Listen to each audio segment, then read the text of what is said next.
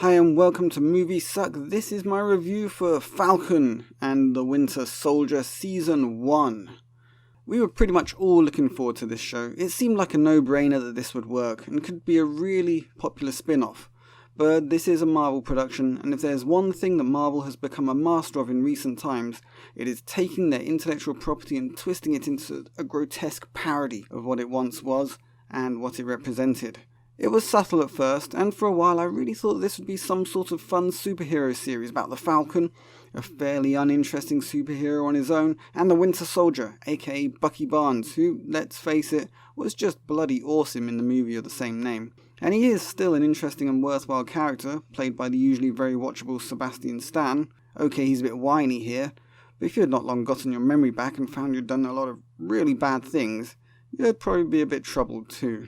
It starts well enough with the Falcon up to some mid-air antics with a bunch of low-life criminals who he manages to defeat in what is an entertaining return to his character and a reminder of what he is capable of. Then we're told about some terrorist group called the Flag Smashers, who thought the world was better during the blip because Western countries needed more people to fill the roles lost when half the world disappeared, and having obtained a supply of super soldier serum, they are now waging a war of terror on the US government because they are angry that people who had been welcomed are now being asked to leave because they are taking up homes, jobs and roles that originally belonged to the people who disappeared. People who have now returned exactly at the point they left, at least to them, and who are not adapted to the new, now old, new world? Does it make sense? Well, probably not.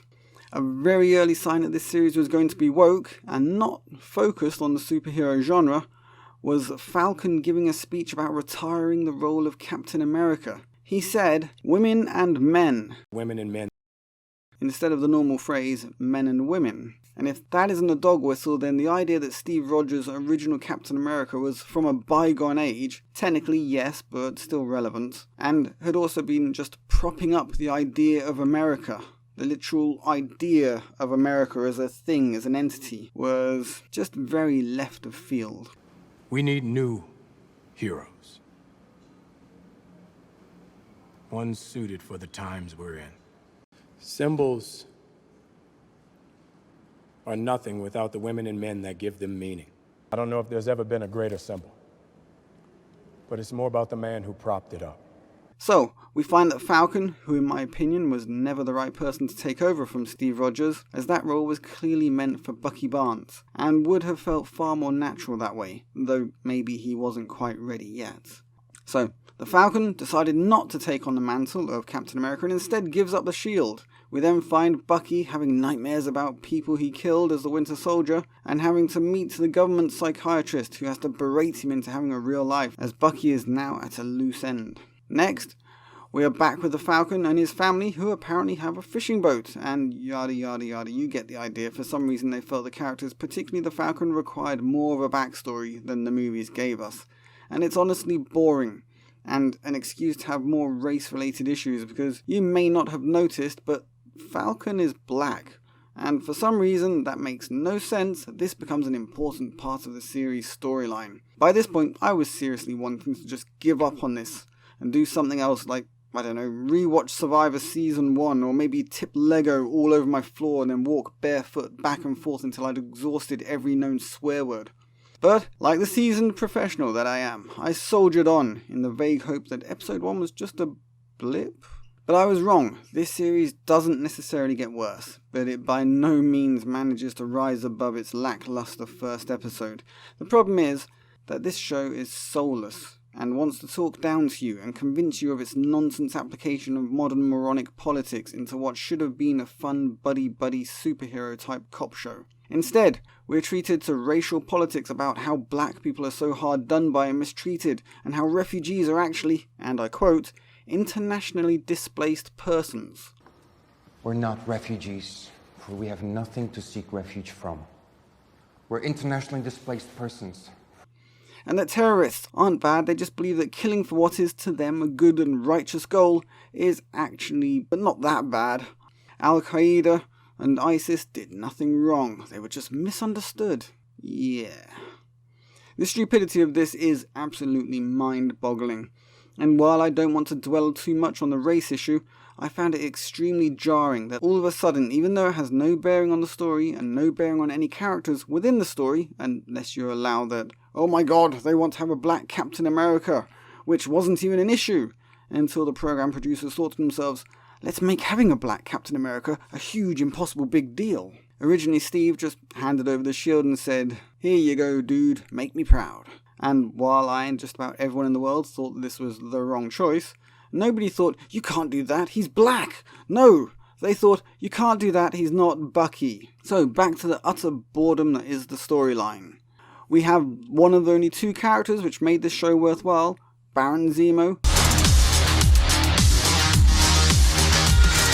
as the bad guy helping the good guys for his own reasons. He was a fun, well-rounded character who managed to be so much cooler than either of the protagonists and was a joy to have on screen. I was rooting for him to get what he wanted because he was simply a better character. And last but not least, we have the main man, the guy that made the whole show worthwhile, John Walker. The only character to truly have a story arc that actually made sense and that was interesting and watchable. He was simply put the best part of the series. After the Falcon turns down the chance to be Captain America, the government decides to choose its own and comes up with John Walker, who is a perfect soldier, a highly decorated veteran who holds himself and his ideals to the highest level and who wants to live up to all the expectations and deliver what everyone expects and really embody the role of Captain America. He was the perfect guy for the job, except that he has no superpowers. And for a while there, he really does manage to live up to the expectations.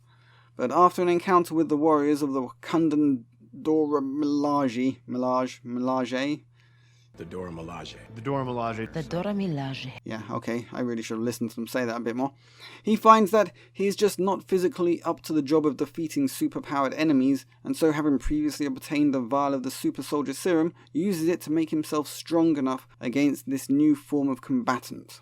The next time we see John Walker, he is more than a match for super soldier terrorists.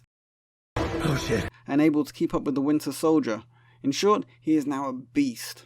But sadly for our hero, his best friend is killed by the leader of the Flag Smashers, which drives John Walker into a rage, which leads to him killing one of the terrorists in front of a crowd of onlookers with the Captain America shield in what could be considered a very, very deliberately murderous way. This in turn sees him lose the title of Captain America, and he is dishonorably discharged from the military, which after a lifetime of service is a huge blow, and one he feels is very unfair, since he was just doing his job, the job they asked him to do. In any case, he later redeems himself after saving some hostages instead of killing the leader of the Flag Smashers, and becomes US Agent, a character with a lot of depth and which would probably make a much better spin-off than the rather lackluster Falcon and Winter Soldier. Honestly, it is not that this was a bad series, even with all the anti-nationalist, racial, woke nonsense. It's just dull and uninteresting, with characters who don't make any sense and who, while making no sense, manage to be unlikable and cringeworthy. Yes, there are a couple of exceptions in Baron Nemo and John Walker, but unless the writers really up their game, I think this series will go the way of the aardvark and square wheels. Anyway, I'm off to make the world a better place by ranting pointlessly at a local official. Leave a like, share, subscribe, and I will catch you guys on the flip side.